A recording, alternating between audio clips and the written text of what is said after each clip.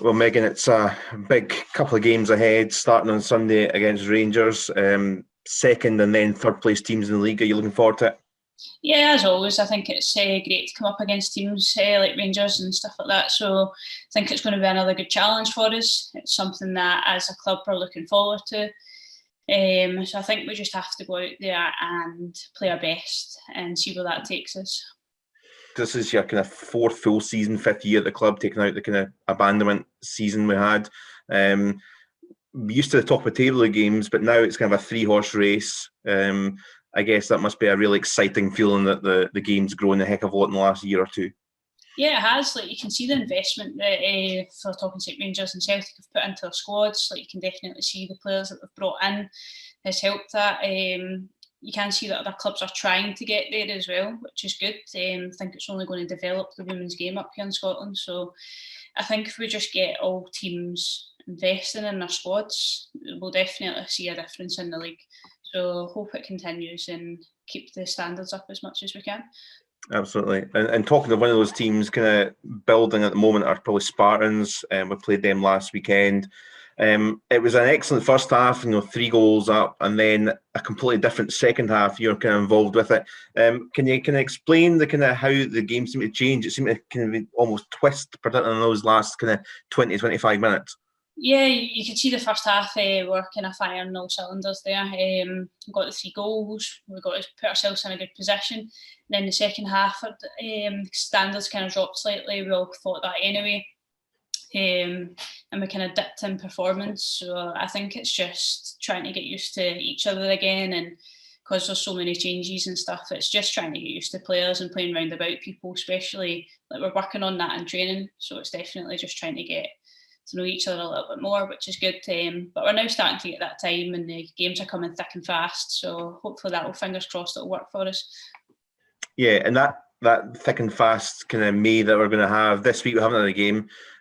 As a player, I guess, do you prefer just these big running games we're going to have, or do you prefer kind of the rest in the middle of the week?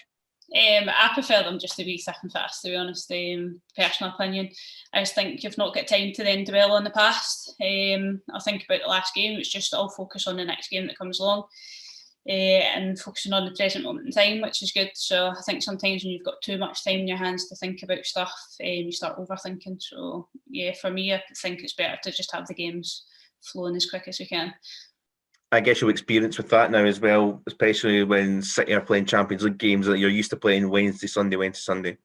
Yeah, we've played that for I have for a couple of seasons now. So we're starting to get used to that. We can see that the players are prepared for that side of things with recovery as well. So yeah, I think it's good for us as a club. We seem to be playing at our best when the games come along quite close together. So hopefully that will work in our favour.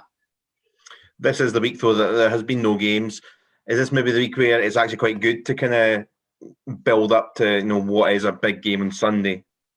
Yeah, definitely. I think we know the standard that Rangers have, so I think for us having that kind of break in the middle and set ourselves, really focus on the game, get that recovery back in. We had a week obviously between the games, so that will give us plenty of time to prepare and work on our game plan.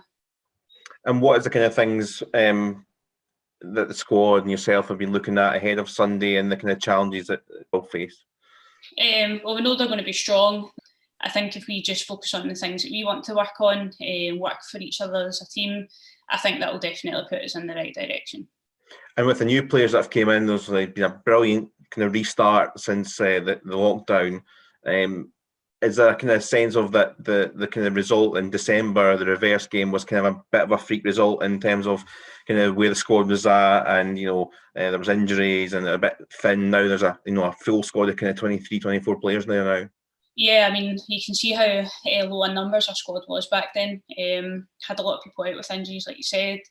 We probably weren't at our best at that point. So yeah, it was a sore one to take back then, and I think that's still probably playing in the back of a few of our minds, going out there to try and prove a point that it was a one-off. But yeah, with these new players coming in, we have got 23 players. Everyone's kind of raring to go, so that does give us, there's so much depth in the squad that then helps us. We've got loads of different options, so hopefully that will help us as well. Finally, both games are on BBC Alba, still no fans at stadium. Just a quick word for fans to support from home. Just keep watching as much as possible. I think we know that we can see the numbers that are watching it and stuff like that, so that does give us a boost, and we just hope that we can get the fans back in the stadium, because it definitely does help, not just us as a club, but every club out there. So fingers crossed that happens soon.